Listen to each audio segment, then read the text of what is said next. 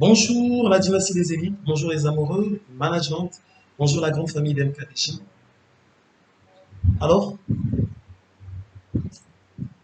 bon moment de poser la question pour connaître quel est le processus du recrutement. En combien d'étapes peut-on effectuer un recrutement?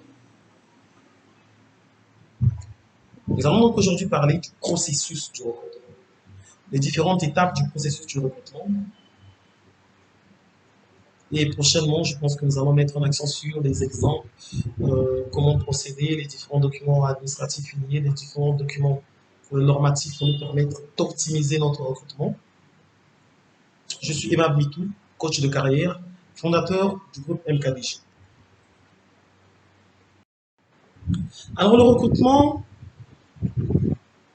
est l'une des missions phares de la GRH, l'une des fonctions phares de la GRH, car c'est un processus qui nous permet d'acquérir une nouvelle ressource au sein d'une entreprise. Cette acquisition demande à ce que nous puissions mettre sur pied des actions. Et ces actions, nous allons les segmenter en 4 étapes phares. 4 étapes phares. La première étape, pour mener à bien ce recrutement, est l'identification du besoin. Et oui, identifier un besoin en recrutement. Comment s'effectue l'identification du besoin? Pourquoi l'identification du besoin? L'importance de l'identification du besoin. La ressource que nous allons recruter va venir en entreprise pour combler un besoin précis. Le besoin, ce n'est pas de dire j'ai besoin d'un assistant, mais j'ai besoin d'une ressource qui va effectuer telle mission, telle mission, telle mission. Qui va dire que, après avoir identifié un besoin, il nous faut maintenant passer à la seconde étape. Dans l'identification du besoin, nous aurons d'un côté les missions et de l'autre côté le profil du poste. Puis nous allons passer à la deuxième étape. La deuxième étape commence à partir de la rédaction de l'offre. Et oui, une offre se doit d'être rédigée en bonne et due forme. Il y a des principes. Il y aura une vidéo spéciale sur la rédaction, rien que la rédaction de l'offre, comment rédiger une offre attrayante et quels sont les principes de base pour la rédaction d'une offre d'emploi. Après la rédaction de l'offre d'emploi, nous avons la publication de l'offre. Pour la publication de l'offre, il y a aussi des éléments à respecter. Je tiens à notifier qu'à chaque étape, nous avons d'une part des textes administratifs que nous devons respecter et d'un autre côté des textes réglementaires. Conformément à l'article 4 de la loi 022/88 du 17 septembre 1988, il faut impérativement notifier l'offre auprès du bureau public de placement de son pays et pour le Congo, c'est auprès de l'Agence congolaise pour l'emploi. Après, pour la publication de l'offre, il faut tenir compte aussi d'autres éléments. Je veux publier mon offre, je vais utiliser quel canal de communication afin d'avoir les meilleures candidatures. Est-ce que je dois recruter un junior ou je dois trouver des juniors? Quels sont les canaux de communication qui me permettent de plus attirer ces candidatures? Donc le choix du canal est très important, non négligeable.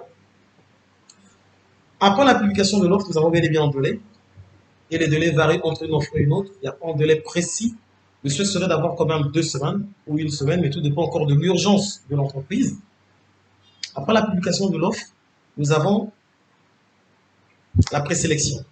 La présélection se fait en tenant compte d'une fiche de notation de l'offre. Et oui, donc systématiquement, le profil et les missions vont nous permettre de faire notre présélection des candidatures.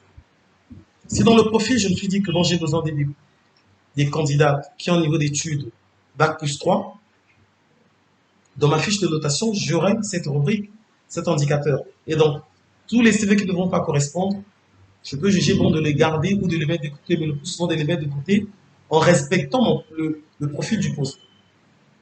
Ici, de notifier une chose encore, c'est que le manager n'est pas celui qui effectue lui-même la présélection. Il souhaite que le subalterne puisse avoir des indicateurs, une fiche de notation qui lui permette de présélectionner les candidatures. Après la présélection, nous avons notre première shortlist. En sus de la présélection, nous pouvons encore faire des tests de recrutement. Il s'agit que ça. Nous pouvons faire le choix entre un test psychotechnique, un test lié aux connaissances de base du métier, ou encore un test assessment center, mise en situation réelle, tout dépend de la politique de recrutement de l'entreprise par rapport à un poste donné.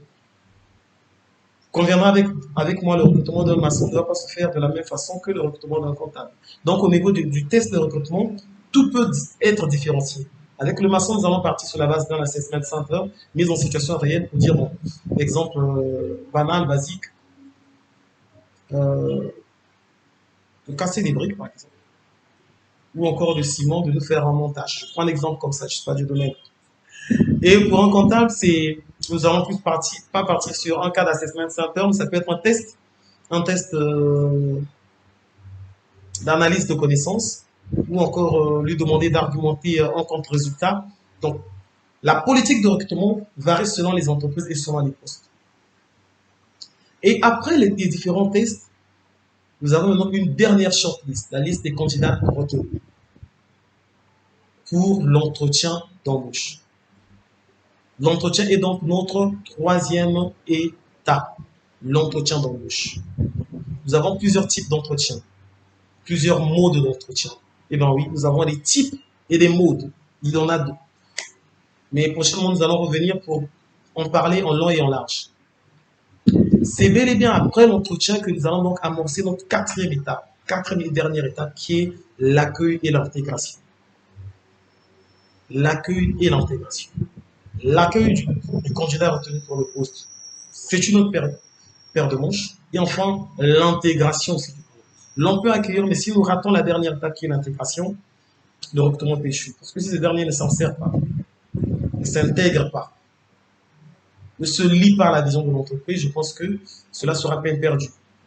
Chaque étape est très, très, très importante et se doit d'être respectée. Vous pouvez ainsi donc faire appel à nos services au cabinet MKDJ pour vous accompagner dans ce processus de recrutement ou coordonner l'élaboration d'un processus de recrutement au sein de votre structure.